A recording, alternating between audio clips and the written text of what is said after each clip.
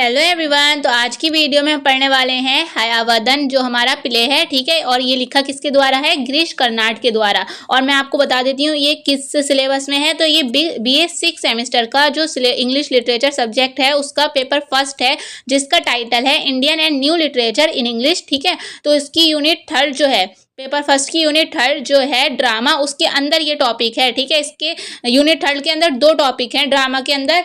पहला जो था महेश दत्तानी जी के द्वारा लिखा गया था, और ये है गिरीश कर्नाड के द्वारा लिखा गया हयावदन, ठीक है। तो इसके MCQ क्वेश्चंस पढ़ेंगे आज की वीडियो में, मल्टीपल चॉइस क्वेश्चंस यानी, ठीक है। और आपको मैं ये भी बता देती हूँ कि इससे अगर आपके यूनिवर्सिटी का पैटर्न MCQ है, एग्जाम का पैटर्न, तो इसका मतलब ये नहीं है कि सिर्फ आपको MCQ पढ़ना है, आपको ऑथर के बारे में यानी राइटर के बारे में भी पढ़ना है। क्योंकि MCQ क्वेश्चंस में ऐसा आ जाता है, मतलब राइटर की डेट ऑफ बर्थ या फिर वो कहाँ से बिलोंग करते हैं, ये सब पूछ लेते हैं। इसलिए आपको ऑथर के बारे में भी पढ़ना है, समरी भी पढ़ना है, ठीक है, और फैक्ट्स भी पढ़ना है। उसके बाद MCQ क्वेश्चंस करना है, ऑल MCQ क्वेश्चंस, ना कि सिर्फ टॉप 100 या टॉप 100 या टॉप 50 नहीं, जितने भी उससे रिलेटेड क्वेश्चंस बनते हैं वो सब हमें कवर करना है। और अगर आप ये तीनों चीज़ें पढ़ लेंगे ना, तो आपके लिए ये क्वेश्चन सॉल्व करना और याद करना बहुत ज़्यादा ईजी हो जाएगा, ठीक है। और प्ले में तो वैसे ही अगर हमने प्ले की स्टोरी पढ़ ली है, अच्छे से सुन ली है, तो क्वेश्चंस आधे से ज़्यादा क्वेश्चंस ऐसे ही सॉल्व हो जाते हैं। बस डेट्स जो होती हैं वो याद करना पड़ती हैं, ठीक है।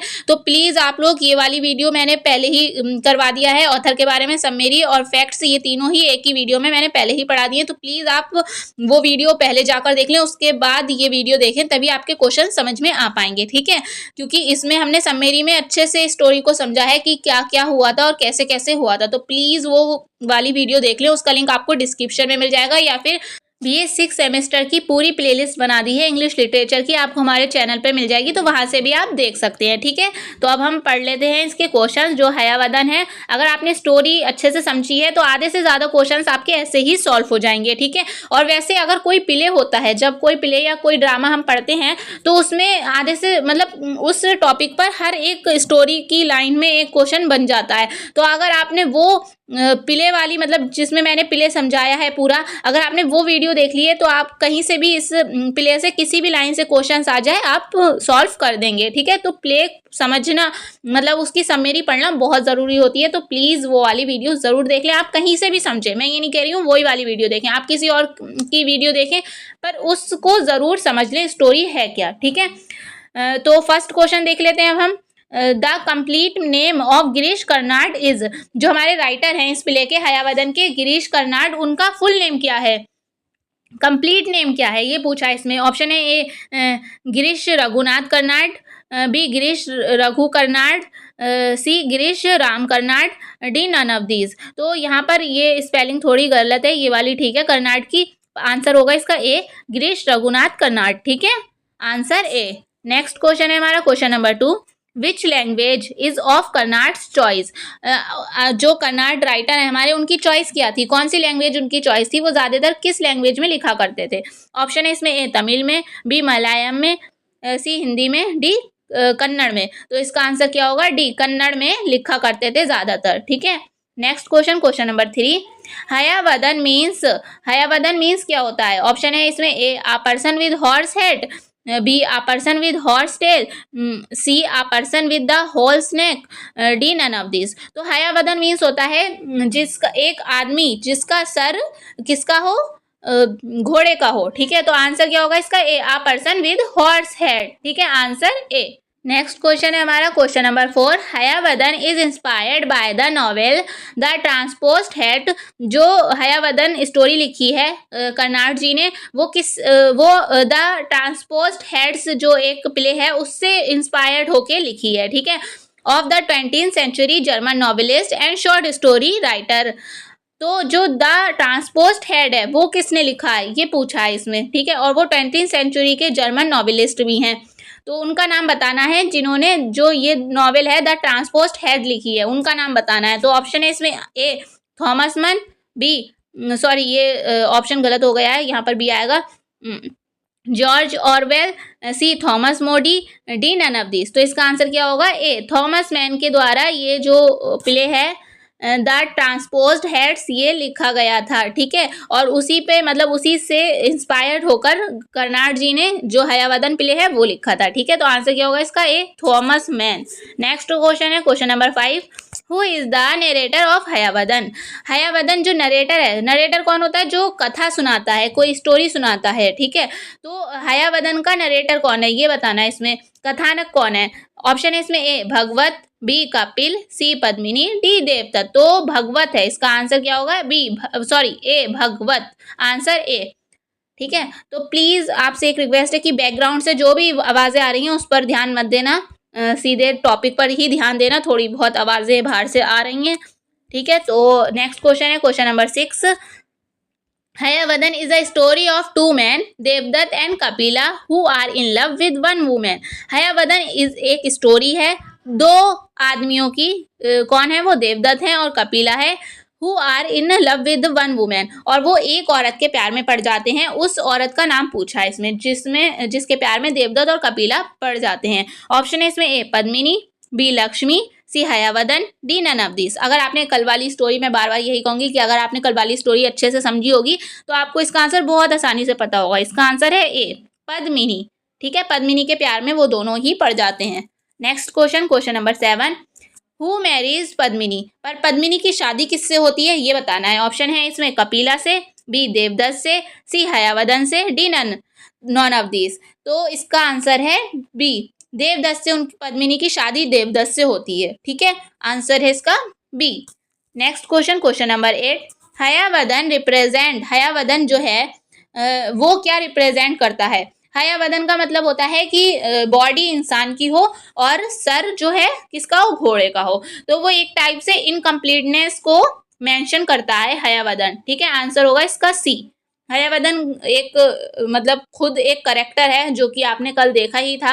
हयावदन स्टोरी का नाम तो है ही है, साथ साथ एक करेक्टर भी है जिसका सर घोड़े का है और पैर और बाकी शरीर जो है आदमी का है। और वो लास्ट में जब नाटक का एंड हुआ था तब वो फुल पूरा घोड़ा भी बन जाता है, ठीक है। तो आंसर क्या होगा इसका? 8 का सी, इनकम्प्लीटनेस का साइन है, वो सिंबल है हयावदन। नेक्स्ट क्वेश्चन क्वेश्चन नंबर 9, विच गॉडेस मतलब कौन सी देवी अपेयर इन द हयावदन? हयावदन में कौन सी देवी आती हैं? ऑप्शन है इसमें ए दुर्गा, बी लक्ष्मी, सी सरस्वती, डी काली। तो इसका आंसर क्या होगा? काली माँ का बहुत बार मेंशन किया गया है इस प्ले में, काली माँ को, ठीक है। आंसर क्या होगा इसका? डी।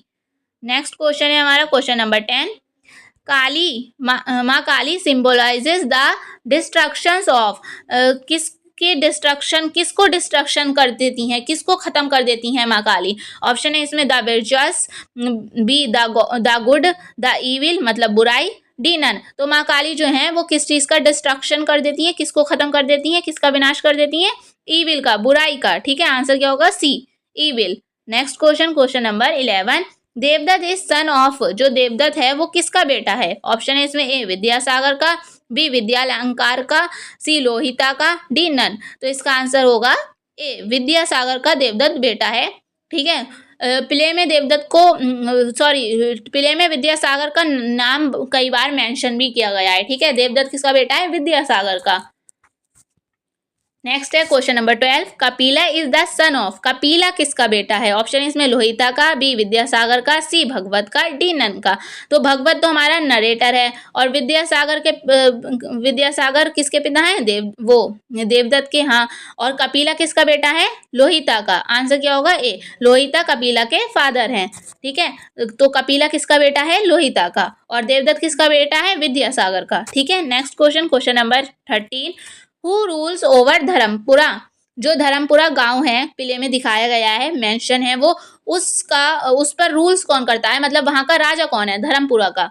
ऑप्शन है इसमें A king Dharmashila, B Lohita, C Devadatta, D none of this. इनमें से कोई नहीं। तो जो धर्मपुरा का राजा कौन है? धर्मशील, ठीक है। कौन है? धर्मशील। आंसर होगा राजा धर्मशील, आंसर ए, ठीक है। नेक्स्ट क्वेश्चन है question number 14, the princess of Karnataka loves, जो कर्नाटक की प्रिंसेस थी, ठीक है, जो जिसको हयावदना की माँ कह सकते हैं, उनको किससे प्यार हुआ था? ऑप्शन है इसमें a the black stallion, B the brown stallion, C the white stallion, D none of this. तो उनको ना एक घोड़े जिसका नाम था द वाइट स्टेलियन था वो, ठीक है, उससे प्यार हुआ था एक घोड़े से, ठीक है, किससे हुआ था? The white stallion, answer C. Next question है question number 15। For how many years does the princess of Karnataka lives with the horse? तो मतलब इन्होंने पूछा है कि प्रिंसेस कितने सालों तक हॉर्स के साथ रही थी, घोड़े के साथ रही थी। ऑप्शन है इसमें ए 15 ईयर्स, बी 16 ईयर्स, सी 17 ईयर्स, डी 18 ईयर्स। तो घोड़े के साथ प्रिंसेस रही थी 15 साल तक, ठीक है, आंसर ए। उसके बाद वो है एक आसमानी बॉडी में बदल गया था, ग्लेशियर बॉडी में, ठीक है, वो चेंज हो गया था हॉर्स, और फिर उसके साथ उसने रहना बंद छोड़ दिया था, ठीक है। तभी उसको बददुआ दी गई थी कि तुम पूरी घोड़ी बन जाओ प्रिंसेस को, तो फिर वो घोड़ी बन गई थी। नेक्स्ट है question number 16। After 15 years the horse turns into, 15 वर्ष बाद शादी के, प्रिंसेस से शादी होने के 15 साल बाद वो किस में चेंज हो गया था? जो घोड़ा था वो किस में चेंज हो गया था? ऑप्शन है इसमें A an animal, B a monster, C a celestial being, मतलब आसमानी बॉडी कह सकते हैं, और मतलब आसमानी बन गया था वो, ठीक है, डी नॉन ऑफ दिस। तो वो बन गया था एक हॉर्स था, उसको बददुआ मिली थी कि क्योंकि उसने एक इंसान से शादी करी थी, प्रिंसेस से शादी की थी, तो उसे बददुआ मिली थी, तो वो ग्लेशियल बीइंग बन गया था, ठीक है, गंधर्व बन गया था। आंसर क्या होगा इसका? C. Next question, question number 17। The Gandharva was under the curse of, किस बददुआ के कारण, किसके कर्स के कारण वो गंधर्व बन गया था, मतलब ग्लेशियल बॉडी बन गया था? ऑप्शन है इसमें सैटर्न के, जुपिटर के, सी इंदिरा के, डी प्रभु कुबेर के। ये सब मतलब भगवान जी के नेम है, ठीक है, तो आंसर उसका होगा, इसका आंसर होगा डी, प्रभु कुबेर के बददुआ के कारण वो जो है गंधर्व, मतलब वो बन गया था, ग्लेशियली बॉडी बन गया था, क्योंकि उसने इंसान से शादी की थी ना, इसलिए उसे बददुआ दी गई थी, तभी वो ग्लेशियल बॉडी बन गया था। उसके बाद प्रिंसेस ने उसे छोड़ दिया था, ठीक है, तो फिर उस जो घोड़ा था जो ग्लेशियल बॉडी बन गया था, तो फिर उसने प्रिंसेस को बददुआ दी कि तुम पूरी की पूरी घोड़ी बन जाओगी, तभी उसके बाद हयावदन का जन्म हुआ था, ठीक है। तो क्वेश्चन नंबर 18 देख लेते हैं अब। The child born the princess and the horse, जो बच्चा हुआ था प्रिंसेस और हॉर्स का, उसका नाम क्या था? ऑप्शन है इसमें Hayatma, B Haya horse, C Hayavadana, D none of this. तो हयावदन नाम था उसका, जो हॉर्स, उन प्रिंसेस और हॉर्स से जो मतलब उनका बच्चे का नाम हयावदन था। आंसर होगा C. Next question, question number 19। That's why I sing all these patriotic songs and the national anthem, that particularly have noticed that the people singing the national anthem always seem to have ruined their voices। मतलब अपनी मतलब जो हयावदन था उसका believe था कि जो लोग नेशनल एंथम गाते हैं वो अपनी आवाज़ को खो देते हैं, ठीक है। सो आई ट्राई, तो मैं ट्राई कर रहा हूँ, but it does not seems to work, what should I do? Who said, ये जो पैराग्राफ है, ये जो बात है, ये किसने कही है, ये बताना है इसमें, ठीक है। ये जो यहाँ से यहाँ तक जो लाइन्स हैं, ये किसने कही है, ये बताना है। तो ये कहा था हयावदन ने। ये जो पैराग्राफ है ये लास्ट में आया था, ठीक है, जब हमारी स्टोरी खत्म हो रही थी, तो वो जो हयावदन है वो नेशनल एंथम गाते हुए स्टेज पर आया था, और वो उसका मानना ये था कि अगर लोग नेशनल एंथम गाते हैं तो उनकी आवाज़ चली जाती है, तो वो चाहता था कि मैं भी पूरी तरीके से घोड़ा बन जाऊँ, मेरी आवाज़ भी चली जाए इंसानों वाली, मैं पूरी तरीके से घोड़ा बन जाऊँ, इसलिए वो नेशनल एंथम गा रहा था, ठीक है। तो इसका आंसर क्या होगा? ये बात किसने कही है? Who said? ऑप्शन इसमें ए देवदत्त, बी कपिला, सी हयावदन, डी बॉय। तो हयावदन ने ये बात की, उसका ही बिलीव था कि लोग अगर नेशनल एंथम गाते हैं तो उनकी आवाज़ चली जाती है, तो आंसर होगा इसका सी। नेक्स्ट क्वेश्चन है question number 20। Hayavadana is a play in, Hayavadana जो प्ले है वो कितने एक्ट में बटा हुआ है? ऑप्शन है इसमें ए 2 एक्ट्स, बी 3 एक्ट्स, सी 4 एक्ट्स, डी 5 एक्ट्स। तो इसका आंसर है ए 2 एक्ट्स में बटा हुआ है जो हयावदन प्ले है। और एक क्वेश्चन ऐसे आ सकता है कि हयावदन का जो फर्स्ट प्ले है वो किस क्वेश्चन पर एंड होता है। तो उसमें क्वेश्चन भगवत करता है कि जो पद्मिनी और देवदत्त और वो है कपिला, उनमें से पद्मिनी किसकी वाइफ होना चाहिए। जब उनके हेड चेंज हो जाते हैं, सर उनकी बॉडी से चेंज हो जाते हैं, तब वो तभी सेकंड पार्ट का स्टार्ट भी इसी क्वेश्चन, मतलब जो सेकंड एक्ट है वो स्टार्ट भी इसी क्वेश्चन से होता है कि पद्मिनी किसकी होना चाहिए, देवदत्त की या कपिला की, किसकी वाइफ होना चाहिए। तो वहीं से फर्स्ट वाला एंड होता है इसी क्वेश्चन पे और सेकंड वाला यही इसी क्वेश्चन से स्टार्ट होता है। तो ये याद रखिएगा। नेक्स्ट क्वेश्चन है question number 21। Krish Karnad an Indian actor, film director, Kannada writer and playwright was born on. जो कृष्ण कर्नाड हैं उनका जन्म कब हुआ है, सीधे सीधे ये पूछा इन्होंने। उनकी मतलब वो पैदा कब हुए, उनका जन्म कब हुआ। तो ऑप्शन है इसमें ए 10 जून 2019, बी 19 मई 1938, सी 11 मई 1937, डी 19 जून 1945। तो इसका आंसर होगा 19 मई 1938। ठीक है, 1938 में इनका जन्म हुआ था। कब हुआ था? 19 मई 1938 को इनका जन्म हुआ था। किसका? गिरीश कर्नाड का। ठीक है, और नेक्स्ट देख लेते हैं question number 22। Girish Karnad was a recipient of the 1998 the highest literary honor conferred in India। तो इसमें पूछा है कि 1998 में गिरीश कर्नाड को कौन सा हाईएस्ट लिटरेरी होनर से सम्मानित किया गया था, प्राप्त हुआ था इन्हें। ठीक है, रिसिपेंट यानी प्राप्त हुआ था, कौन सा हाईएस्ट लिटरेरी होनर प्राप्त हुआ था ये बताना है। तो ऑप्शन है इसमें A Padma Bhushan, B Jnanpith award, C Sahitya Akademi award, D Saraswati Samman. तो इसका आंसर है इसका आंसर है बी ज्ञानपीठ अवार्ड से इन्हें सम्मानित किया गया था। किसको? गिरीश कर्नाड को। ये बहुत इंपॉर्टेंट है। ठीक है, क्योंकि इन्हें जो अब तक हमने जितने भी राइटर पढ़े हैं उनमें ये वाला अवार्ड किसी को नहीं मिला है।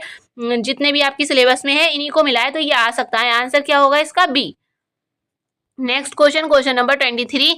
Girish Raghunath Karnad was born on 19 May 1938। मतलब ये बताना है कि किस जगह पे जो कर्नाड हैं, गिरीश रघुनाथ कर्नाड, उनका जन्म किस जगह पे हुआ था। ठीक है, ये बताना है इसमें। ऑप्शन है इसमें ए तमिलनाडु, बी वेस्ट बंगाल, सी चेन्नई, डी बॉम्बे। तो 23 का हमारा आंसर है डी, बॉम्बे में इनका जन्म हुआ था। और मृत्यु कहाँ हुई थी इनकी? कर्नाटक में। ठीक है, याद रखना, बॉम्बे में इनका जन्म हुआ था और मृत्यु हुई थी कर्नाटक में। नेक्स्ट क्वेश्चन है question number Girish Raghunath Karnad was died in dash on 10 जून 2019। जन्म कब हुआ था इनका? जन्म कब हुआ था? 1938 में, और मृत्यु कब हुई? 2019 में। ठीक है, 1938 में जन्म हुआ था, मृत्यु हुई थी 2019 में। याद रखना, गिरीश रघुनाथ कर्नाड की। ठीक है, और ऑप्शन है इसमें इनकी मृत्यु किस जगह पे हुई थी, यही पूछा है इस क्वेश्चन में। तो अभी मैंने आपको बताया कि कर्नाटक में इनकी मृत्यु हुई थी, है ना। तो 24 का आंसर क्या होगा? सी, कर्नाटक में इनकी मृत्यु हुई थी और जन्म कहाँ हुआ था? बॉम्बे में, मुंबई यानी। Next question number 25। Will in Madras Girish Karnad got involve. Will in Madras यानी जब वे मद्रास में थे, Girish Karnad got involve with local amateur theatre group. उसका नाम बताना है। जिस लोकल एक एमेचर मतलब शौक के लिए वो एक थिएटर ग्रुप में ज्वाइन हुए थे, उस थिएटर ग्रुप का नाम क्या था ये बताना है। ऑप्शन है इसमें A the Madras players, B the Madras theatre, C Madras theatrical company, D all of this. तो इसका आंसर क्या होगा? ए द मद्रास प्लेयर्स उस थिएटर का नाम था जहां इन्होंने मतलब शौक के लिए ज्वाइन हुए थे, ये इन्वॉल्व हुए थे। ठीक है, the Madras players, answer A. Next question number 26। The first play by Girish Karnad, Yayati इनका फर्स्ट प्ले है। ठीक है, was published when he was, कितने ईयर्स ओल्ड थे, कितनी एज थी इनकी जब ये ययाति पब्लिश्ड हुआ था, ये बताना है। ऑप्शन है इसमें ए 29, बी 23, सी 34, डी 31। तो कितनी एज थी? ये 23 साल के थे जब इनका फर्स्ट प्ले ययाति पब्लिश हुआ था। आंसर होगा इसका बी, ठीक है। नेक्स्ट क्वेश्चन है question number 27। The play Hayavadana by Girish Karnad was written in, ये लिखा कब गया था, ठीक है। पब्लिश की डेट नहीं पूछी है, लिखा कब गया था ये बताना है। ये जो इनका हयावदन प्ले है, ऑप्शन है इसमें ए 1971, बी 1972, सी 1973, डी 1974। तो लिखा गया था ये 1971 में। आंसर क्या होगा इसका ए, ठीक है। कब लिखा गया था हयावदन, ये इंपॉर्टेंट क्वेश्चन है क्योंकि इसमें हयावदन की लिखने की डेट पूछी गई है, जो हमारा मेन चैप्टर है उसकी डेट पूछी गई है। तो इसका आंसर होगा ए 1971। अगर पब्लिश्ड होने की डेट पूछते हैं तो 1972 टिक करेंगे, ठीक है। वैसे इसका आंसर क्या है 27 का, A. Next question, question number 28। Which city is describe in this play, ये जो प्ले है इसमें किस सिटी का वर्णन किया गया है, किस सिटी को मेंशन किया गया है ये बताना है। ऑप्शन है इसमें ए धर्मपुरी, बी धर्मपुर, सी धर्मनगरी, डी धर्मपुरा। तो जो मेंशन की गई है इसमें सिटी वो है धर्मपुरा। आंसर क्या होगा इसका, डी। और याद रखिएगा ये धर्मपुर अलग है और धर्मपुरा ए आएगा लास्ट में, ठीक है। आंसर होगा इसका डी। और धर्मपुरा के राजा कौन थे, king Dharmashila. Next question, question number 29। Devadatta is a man of, ये फिलिंग द ब्लैंक्स है एक टाइप की, ठीक है। यहाँ फिल करना है क्या आएगा। Devadatta is a man of Kapila, a man of, जो कपिला है उसमें क्या खासियत थी और देवदत्त में क्या खासियत थी। देवदत्त का माइंड जो था बहुत तेज था, ठीक है। तो इसको इंटेलेक्ट बुद्धिमत्ता मतलब इंटेलिजेंट मैन माना जाता था, ठीक है। Devadatta is a man of intellect and Kapila की जो है बॉडी बहुत स्ट्रांग थी, ठीक है। तो Kapila a man of the body. तो इसका फर्स्ट ही आंसर होगा, ठीक है, ए, ठीक है। फर्स्ट वाले में इंटेलेक्ट आएगा यहाँ पर और सेकंड वाले में द बॉडी। नेक्स्ट क्वेश्चन है हमारा question number 30। Which of the following qualities does Devadatta not possess, मतलब ऐसी क्वालिटी, इनमें से ऐसी कौन सी क्वालिटी है जो देवदत्त के अंदर नहीं थी। देवदत्त एक पोइटिक भी था, ठीक है, पोइट भी था, सिलेंडर भी था, हैंडसम भी था, तो स्ट्रांग नहीं था। वो स्ट्रांग कौन था, कपिला था, ठीक है। तो आंसर इसका क्या होगा, डी। अगर आपने स्टोरी पढ़ी है तो अच्छे से आपको पता होगा कि देवदत्त का दिमाग बहुत तेज था और कपिला की बॉडी बहुत अच्छी थी, ठीक है। तो आंसर इसका क्या होगा, डी होगा इस वाले का आंसर। स्ट्रांग नहीं था देवदत्त, स्ट्रांग कौन था, कपिला था। Next question, question number 31। What did Hayavadana's mother ultimately become, जो हयावदन की माँ थी वो अल्टीमेटली क्या बन गई थी। ऑप्शन है इसमें a horse, B celestial being, C half horse half human, D human. तो इसका आंसर क्या होगा, वो लास्ट में उसके मतलब जिससे उसने शादी की थी वो एक घोड़ा था पर वो आसमानी बॉडी में बदल गया था, तो उसने छोड़ दिया था प्रिंसेस ने उसे। तो उसने उस घोड़े ने प्रिंसेस को बद्दुआ दी थी कि तुम घोड़ी बन जाओगी, तो वो हॉर्स बन गई, ठीक है।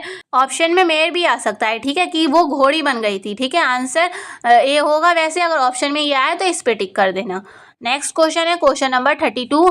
द स्टोरी लाइन, जो कहानी है of Hayavadana is derived from which source, Hayavadana जो स्टोरी है वो किस सोर्स से ली गई है। ऑप्शन है इसमें ए रामायण से, बी कथा सरित सागर से, सी महाभारत से, डी भगवत गीता से। तो आपको अच्छे से पढ़ाया है कल, कथा सरित सागर से इसको इंस्पिरेशन मिली थी, जो वो है, ठीक है, थॉमस मैन, और थॉमस मैन के नॉवल से गिरीश कर्नाड को हयावदन लिखने की इंस्पिरेशन मिली थी। तो आंसर क्या होगा, बी होगा।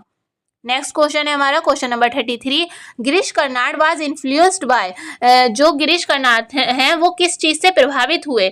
ऑप्शन है इसमें आ द ट्रांसपोज्ड हेड्स, ये एक प्ले है किसका, थॉमस मैन का, B the invisible man, C hollow man, D doctor Frankenstein. तो इसका आंसर क्या होगा, ए होगा। द ट्रांसपोज्ड हेड से प्रभावित हुए थे गिरीश कर्नाड। कौन किससे हुए थे, द ट्रांसपोज्ड हेड जो प्ले है उससे प्रभावित हुए थे, फिर इन्होंने हयावदन लिखा था। Next question, question number 34। What soul object is centre stage when the play Hayavadana begins, जब हयावदन जो प्ले हुआ था तो स्टेज पर सेंटर में क्या रखा था, कौन सा ऑब्जेक्ट रखा था, कौन सी चीज रखी थी। आ हेलमेट, बी आ चेयर, सी आ स्वॉर्ड मतलब तलवार, डी आ बुक। तो इसका आंसर क्या होगा, एक चेयर रखी थी। फिर भगवत आता है, भगवत उस पे गणेश जी का मास्क रखता है, ठीक है। तो आंसर इसका क्या होगा, बी। पहले सब जब स्टार्ट हुआ था हयावदन शुरुआत में तो क्या रखा था, सेंटर में एक चेयर रखी थी। आंसर होगा इसका B. Next question, question number 35।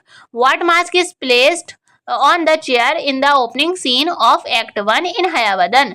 हयावदन जब उसका एक्ट 1 स्टार्ट होता है तो चेयर पर किसका मास्क रखा जाता है? ठीक है, तो भगवत रखता है गणेश जी को। ठीक है, वो कहता है कि मतलब प्ले की कोई भी चीज की शुरुआत करते हुए वो गणेश जी का नाम लेता है, तो इसलिए वो प्ले की शुरुआत प्ले अच्छा जाए, ठीक है, इस वजह से वो गणेश जी की पूजा करता है और फिर प्ले स्टार्ट करता है। तो आंसर क्या होगा इसका? बी। चेयर पर वो गणेश जी की मूर्ति को रखता है, इसमें मास्क कहा गया है। ठीक है, आंसर होगा इसका B. Next question, question number 36.